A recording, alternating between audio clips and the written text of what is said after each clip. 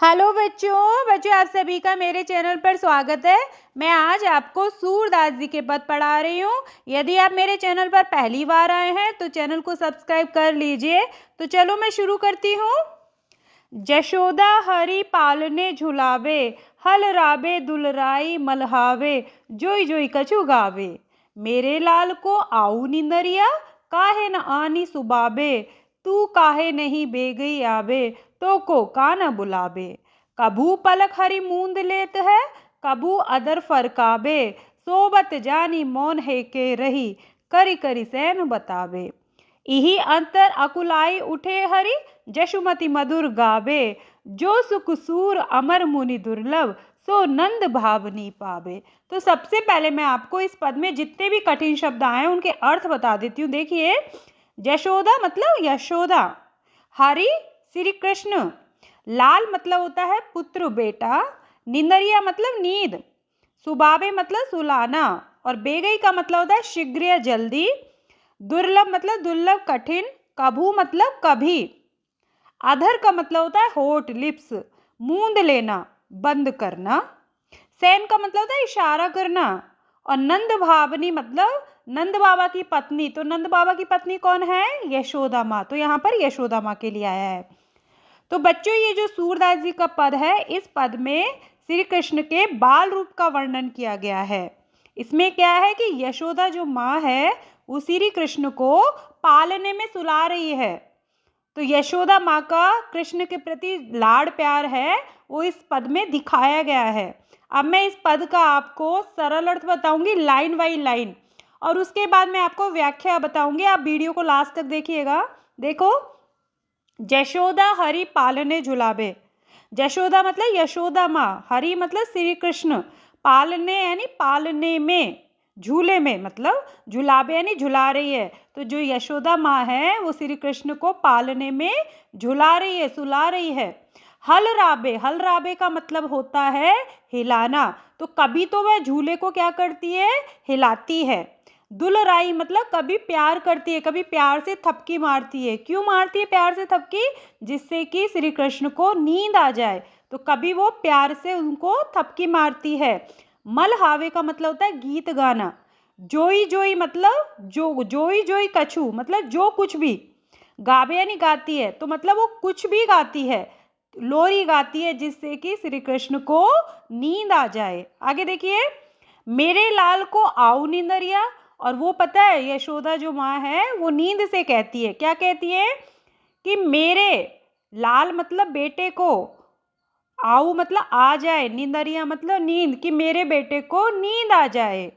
काहे न आनी सुबाबे, काहे यानी क्यों, न यानी नहीं, आनी यानी आकर, सुबाबे मतलब सुलाती है। तो वो नींद से क्या कह रही है कि तू मेरे बेटे को आकर क्यों नहीं सुलाती है।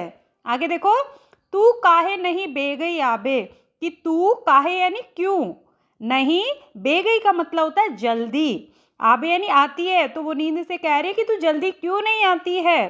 तो को यानी तुझको, कान्हा का मतलब होता है कान्हा, श्री कृष्ण का ही नाम है कान्हा। बुलाबे यानी बुला रहा है, कि तुझको श्री कृष्ण बुला रहा है, कान्हा बुला रहा है, तू नींद जल्दी क्यों नहीं आती है। आगे देखो, कभू पलक हरि मूंद लेत है, कभू मतलब कभी, पलक, हरि मतलब कान्हा कृष्ण, मूंदी लेत का मतलब होता है बंद करना। तो कभी तो कृष्ण क्या कर रहे हैं, अपनी पलकों को, अपनी आंखों को बंद कर लेते हैं। कभू मतलब कभी, अधर मतलब होठ, फरकावे का मतलब होता है फड़काना। तो कभी वो क्या कर रहे हैं, अपने होठों को फड़का रहे हैं। तो कभी तो वो आंखों को बंद कर लेते हैं और कभी वो अपने होठ फड़काते हैं। आगे देखो, सोबत जानी मौन है के रही। सोबत यानी सोना, जानी यानी जानकर, मौन यानी चुप रहना, हे के रही, इसका मतलब है कि यशोदा माँ को क्या लगा कि कृष्ण सो गए हैं। तो उन्होंने ये सोचा कि वो सो गए, इसीलिए वो चुप हो गई। मौन का मतलब होता है चुप होना, वो चुप हो गई। मौन है के रही मतलब वो चुप हो गई। करी करी सैन बतावे, अब उनके क्या है, घर में गोपियां भी आई हुई थी।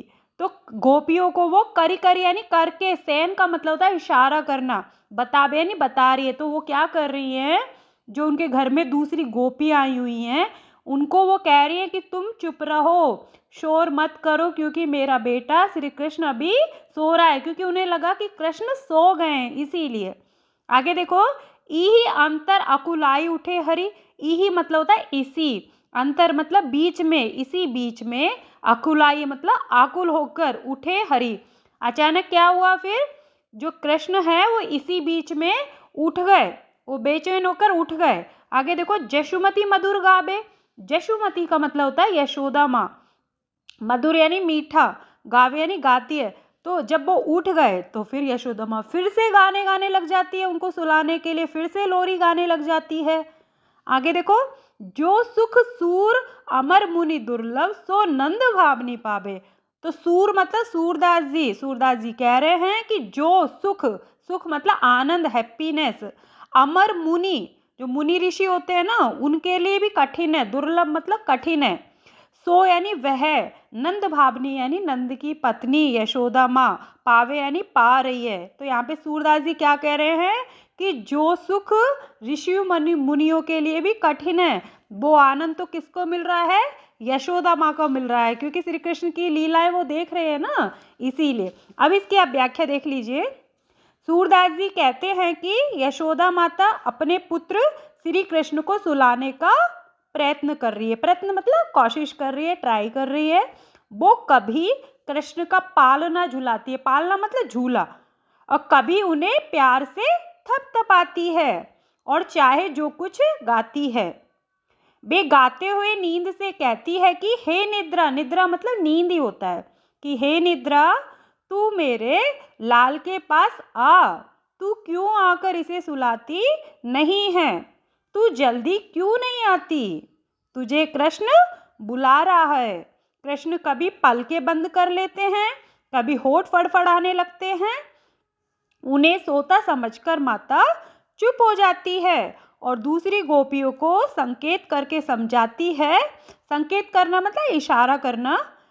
वो इसीलिए नहीं बोल रही क्योंकि उन्हें लगता है अगर वो बोलेंगी तो कृष्ण जग जाएंगे, तो संकेत करके समझाती है कि मेरा पुत्र अभी सो रहा है, तुम चुप रहो। इसी बीच में कृष्ण आकुल होकर जग जाते हैं। यशोदा माँ फिर मधुर स्वर में गाने लगती है। सूरदास जी कहते हैं कि जो सुख देवताओं और मुनियों के लिए भी दुर्लभ है, वही सुख नंद की पत्नी यशोदा माँ को प्राप्त हो रहा है। बच्चों, अब आप दूसरा पद देखिए।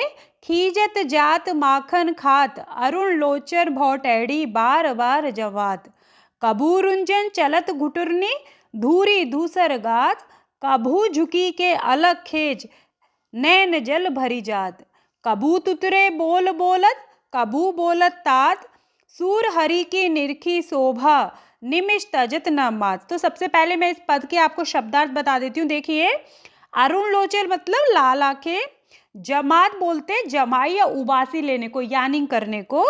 तात मतलब पिता, घुटरनी का मतलब होता है घुटनों से, और धूर दूसर का मतलब होता है धूल से सना हुआ। गात मतलब शरीर, अलग मतलब बाल, निरखी का मतलब होता है देखना, और निमिष का मतलब होता है क्षण या पल, तजत मतलब छोड़ना।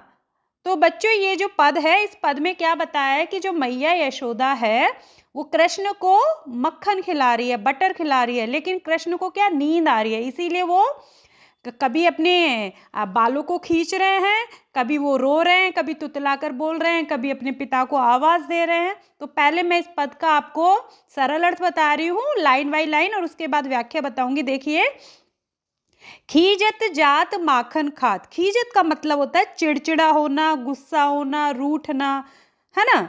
खीजत जात, माखन मतलब मक्खन, बटर, खात यानी खा रहे हैं। तो जो कृष्ण है वो चिड़चिड़े होकर मक्खन खा रहे हैं। क्यों चिड़चिड़े हो रहे हैं? क्योंकि उनको नींद आ रही है, और यशोदा माँ कृष्ण को मक्खन खिला रही है, क्योंकि कृष्ण को मक्खन बहुत पसंद था।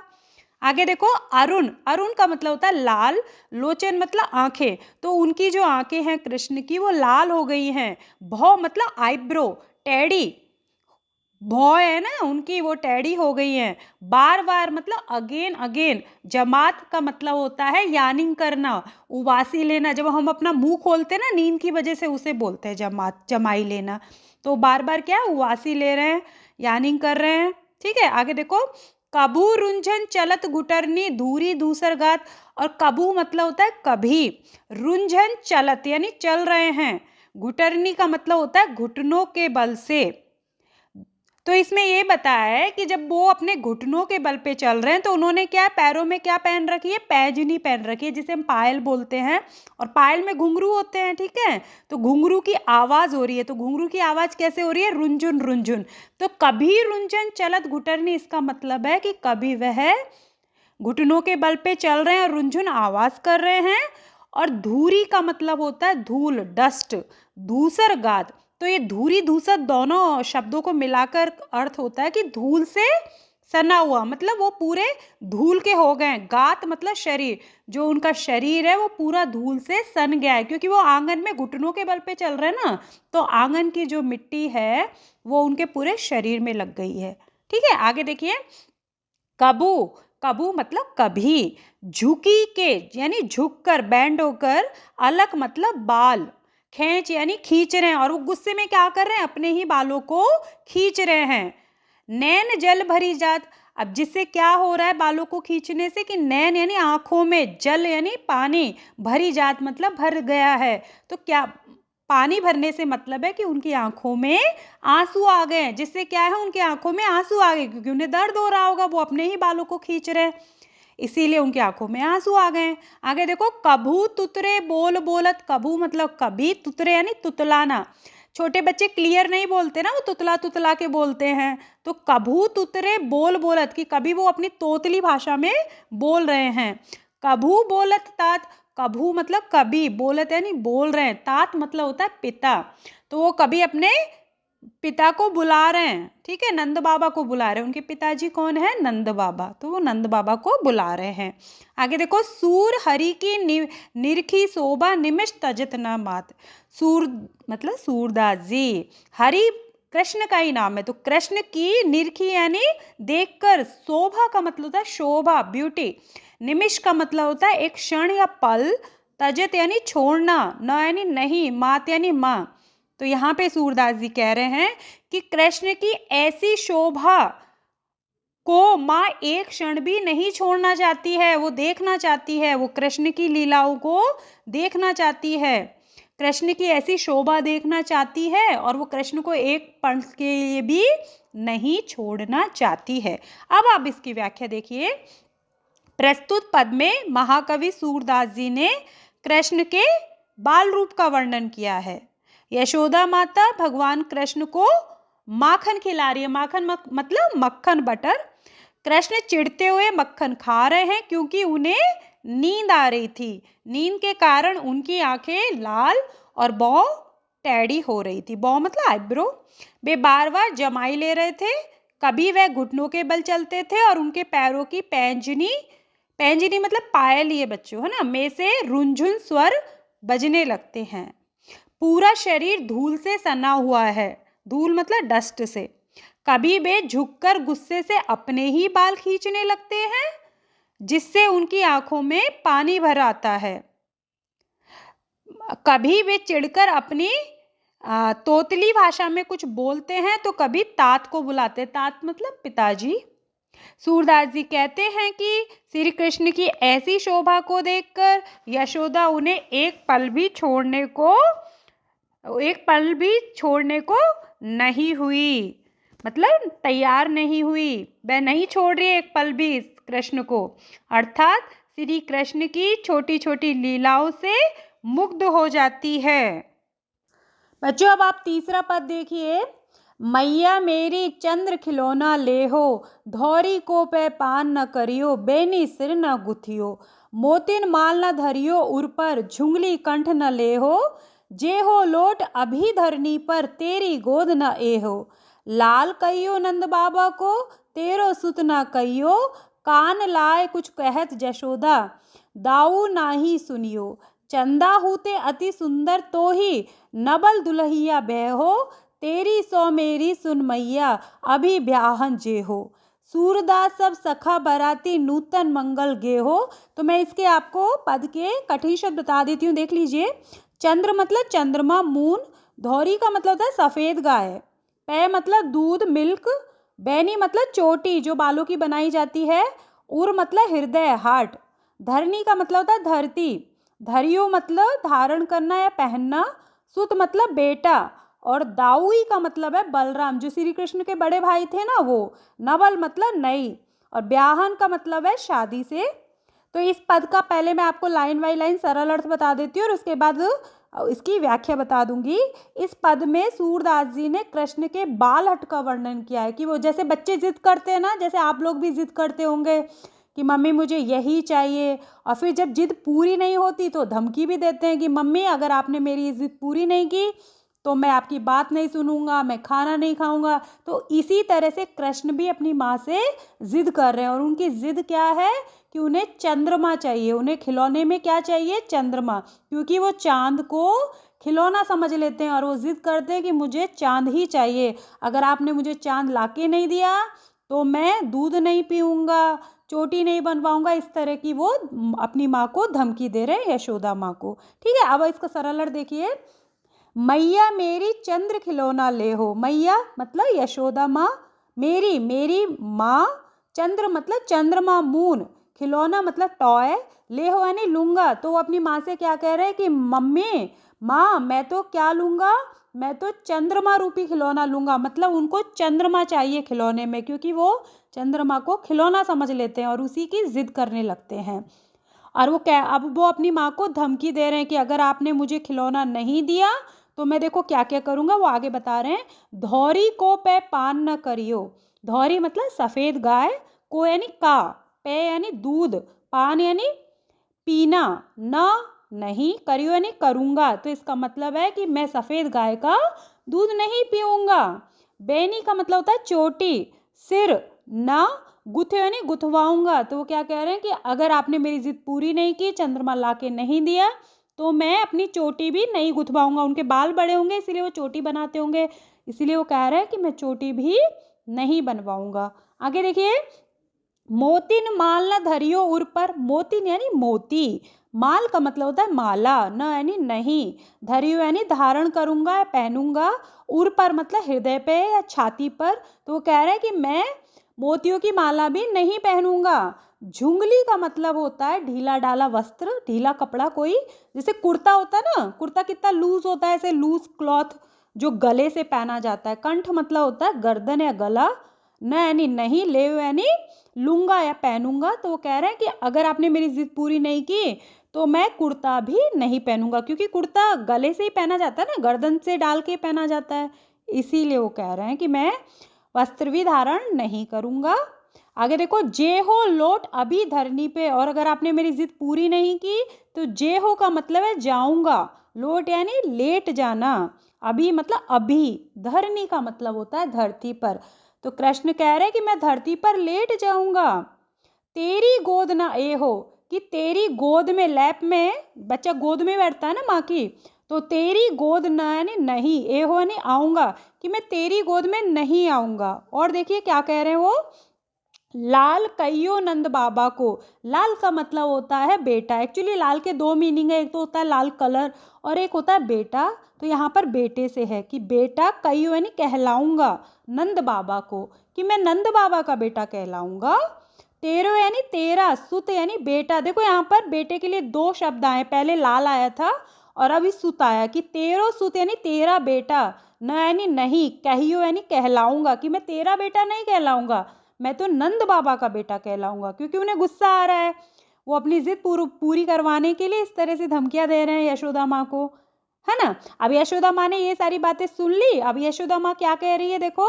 कान लाए कछु कह यशोदा। कान मतलब कान तो पता है ये ईयर, लाए यानी लाकर, कछु यानी कुछ, कहते यानी कहती है, यशोदा मतलब यशोदा माँ।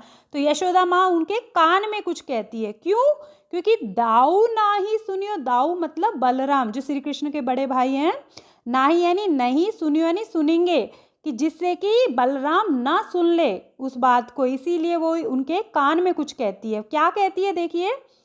चंदा हूते अति सुंदर तो ही नबल दुल्हिया बेहो। चंदा यानी चंद्रमा, मून, हूते यानी से भी, अति यानी बहुत, सुंदर मतलब ब्यूटीफुल, तो ही यानी तुझको, नवल यानी नई, दुल्हिया यानी दुल्हन, बेहो यानी ब्याह कर लाऊंगी। तो कह रही है कि तुझे तो मैं चंद्रमा से भी अधिक सुंदर दुल्हनिया से तेरा ब्याह कराऊंगी, तेरा विवाह कराऊंगी। शादी को हिंदी में विवाह बोलते हैं और ब्याह करना भी बोलते हैं। तो कह रही हैं, यशोदा माँ कह रही है कृष्ण से कि तेरा तो मैं चंद्रमा से भी अधिक सुंदर दुल्हनिया लेके आऊंगी और उससे ब्याह कराऊंगी।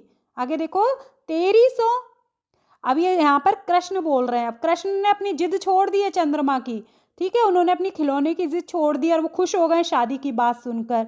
और वो कह रहे हैं कि तेरी सौ की माँ, तेरी सौ का मतलब होता है सौगंध या कसम, मेरी सुन मैया कि मैया माँ मेरी बात सुन, अभी यानी अभी, ब्याह यानी शादी को, शादी विवाह ब्याह एक ही बात है, मैरिज को हिंदी में बोलते हैं। तो अभी ब्याह जे हो यानी जाऊंगा, कि मैं अभी शादी के लिए जाऊंगा।